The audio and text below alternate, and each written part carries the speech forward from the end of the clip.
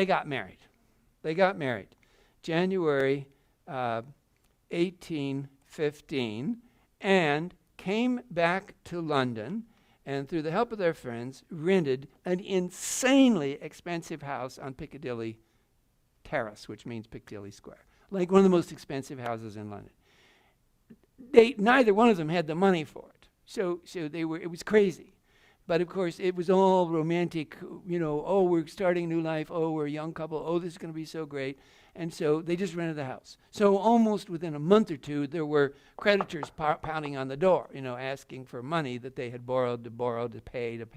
So that was going to be their life together during this year of 1815. Annabella hated it, because of course she'd never lived like this before. He was out all the time, and he was going nuts because he knew he'd made a terrible mistake. The day after they got married, in the morning, he said to her, the first thing he said to her the next morning was, "Well, it's too late now. It's done." Can you imagine Annabella thinking? Of course she was thinking the same thing. Oh my God, bad news, something terrible has happened. And so now, here they were, in London, 1815, super famous rock star husband, people there constantly, Annabella going nuts because she hated it, and he is going nuts because he can't write, because they're just people there all the time. And then the best possible thing happens. His half-sister comes to visit them. And during the year, Annabella becomes pregnant. So now she's pregnant and sick a lot, miserable all the time. Augusta comes to help, but in fact, Byron and Augusta sit downstairs and drink late at night and laugh and play a lot and scare her to death. She thinks that he's going to run off with his half-sister. And so the house just becomes a sort of pit of tension. It's interesting because after he's gone, these two women live their lives together right to the end. All during the rest of their two lives, they're thrown together again and again. They travel in the same circles. They're, of course, related because of the family. And Annabella financially helps Augusta. So life this year in 1815 was a horror for Annabella and for her aunt.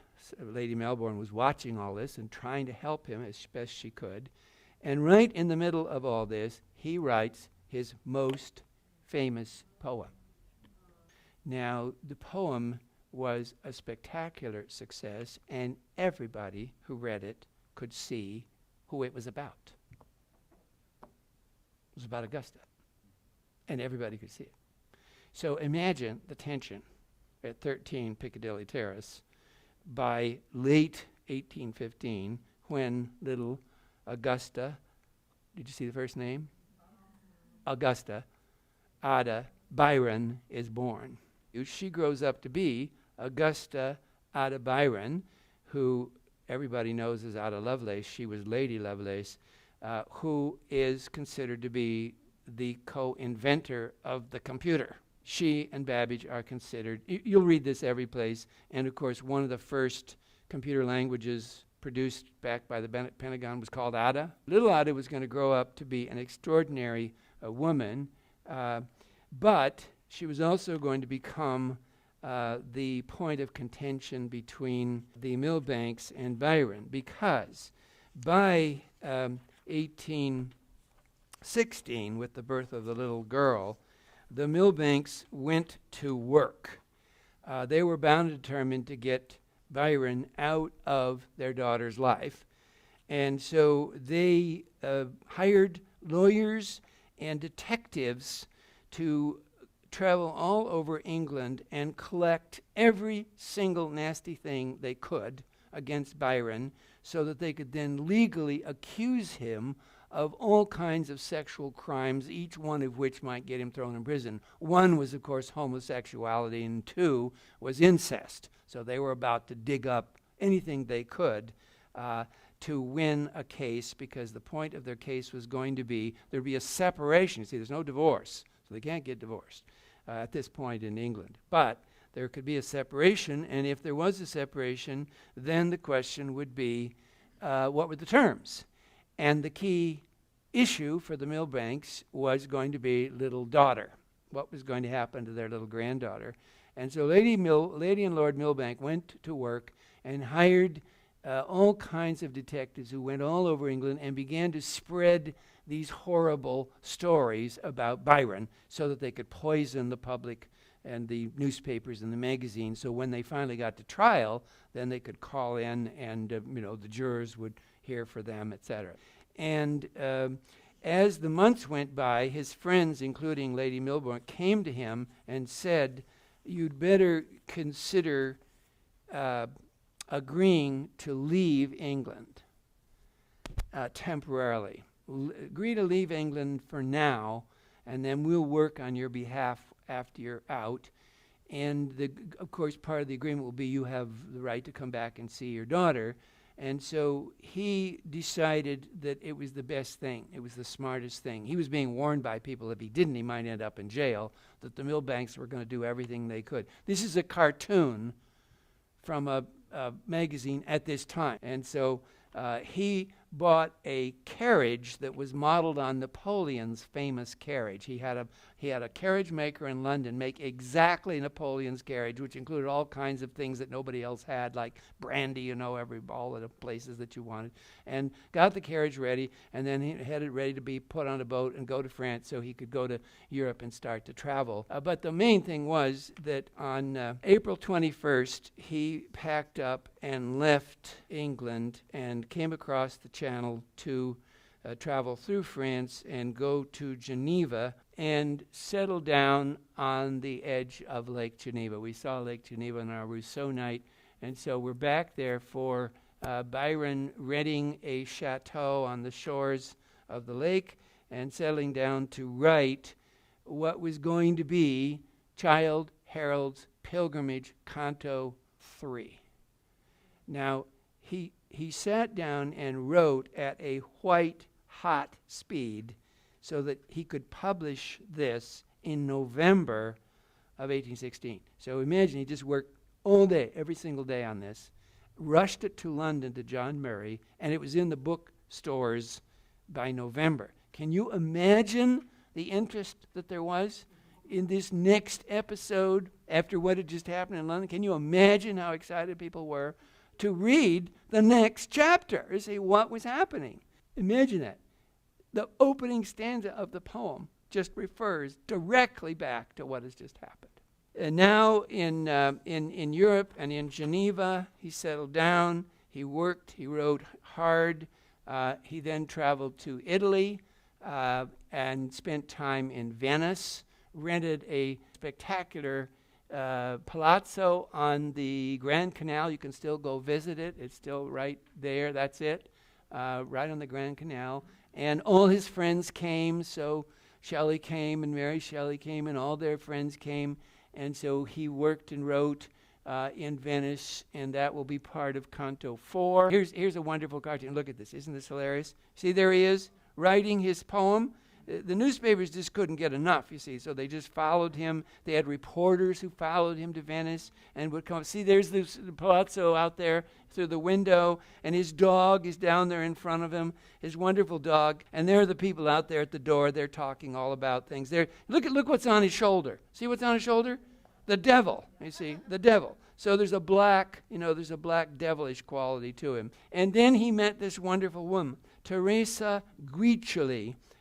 Teresa is the last great love of his life. The final years of his life, he's with Teresa. He loved her madly.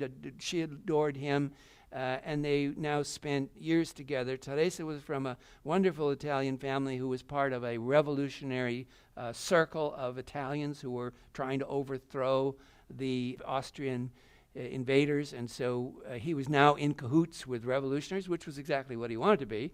And the two of them now traveled to Ravenna, where she was from. This is Dante's church, and Byron wanted to be as close as he could to Dante, so he rented that palace right there on the left of the piazza, and went to work translating Dante's poetry. So look at our night here, connecting us back to Dante. You can go read it tomorrow. Just look up Byron translating Dante, and you can read some of the cantos. Here's the church where Dante was buried. That's just around the corner from the palazzo. That's the palace that he rented. And there's a little plaque that says George Gordon, Lord Byron lighted. And here's the husband of Teresa. Now, you can imagine why she fell in love with Byron. The Marchese was not particularly attractive, but he didn't care anything about her love affair with Byron because he already had a mistress. So he was delighted that his wife was now happy with Byron. And so now they spent the rest of their years together. They never married. Pretty soon they had to leave Ravenna because the police were after both of them because they were involved in revolutionary activity. So they came to Pisa, and in Pisa he rented a palazzo on the river, and the Shelleys came and joined them. And so now the four of them became very close, Byron, Teresa, Shelley, and Mary Shelley. And, of course, all of them then lived through the terrible tragedy of Shelley's drowning off the coast of Pisa at Viareggio. And in the after years, Byron was stricken, Teresa, all of them, by the loss of this dear friend. And so now Byron decided to join the Greek Revolution. And so he signed on. This is a costume he designed himself, so he would have a Greek revolutionary hat. So he designed his own romantic Greek revolutionary hat, and became the president of the Greek Revolutionary Fund, which was set up in London to raise money for the Greek revolutionaries who were trying to throw off the Turks. And by virtue of his name and his fame in London, they raised a ton of money and bought guns in Italy and put them on boats, and Byron and his friends took the guns to Greece. And when he got there, he realized that there was no organization to the Greek revolutionary group. And so he took over and became the organizing leader and general of the Greek Revolution from this southwest corner of Greece. I know, isn't it unbelievable? But you see, it's the romantic hero, isn't it? I mean, it's the ultimate step in the romantic hero. You've done everything else in the world, and what do you do at the end? Well, you lead a revolution. You lead a revolution, and you do it by raising money in London. So doesn't that sound contemporary? So really, he has done everything. He has thought of everything, and he has done everything. At his 36th birthday, he's in Greece, and he writes his great poem on this day. He died just months after he wrote that, of a fever in Missolonghi, Greece, where he was organizing the resistance. This is a painting of him on his sick bed at the end of his life. He was returned to London by his dear, wonderful friend John Habhouse, who went out with a boat, with a ship, an English ship, went to Greece, brought home Byron and all his things and his precious dog. When the boat arrived at the quay in London, Lion would not move. He had not moved once on the entire voyage. He had lain at the foot of the coffin and would not move the whole time. And Hobhouse had to coax him to allow people to carry the coffin off the boat and into London. His body lay in state in a home. A friend loaned them the home. No one else wanted anything to do with him. Of course, the Archbishop of Westminster said it wouldn't have anything to do with him because by then he was so notorious. So a friend loaned a home to them, and so they held a reception, and people came to pay their respects. And then a cortege traveled up to the country church near Newstead, where he was going to be buried. I love the memory that Lady Caroline Lamb and Charles Lamb stood on the street and watched the cortege go by. They brought his body here to St. Magdalene Parish, very close to Newstead, so the church where his mother was buried. Augusta, of course, couldn't go to the funeral. She didn't dare. She was afraid of press and commentary. So what she did do was pay for a beautiful stone to be installed in the church. Lord Byron died 19th of April, 1824, age 36, at Missolonghi, Greece. And then she quoted a passage from that last poem that we just read. He was buried in the family vault right next to the church with his mother, and someday his daughter would lay beside them.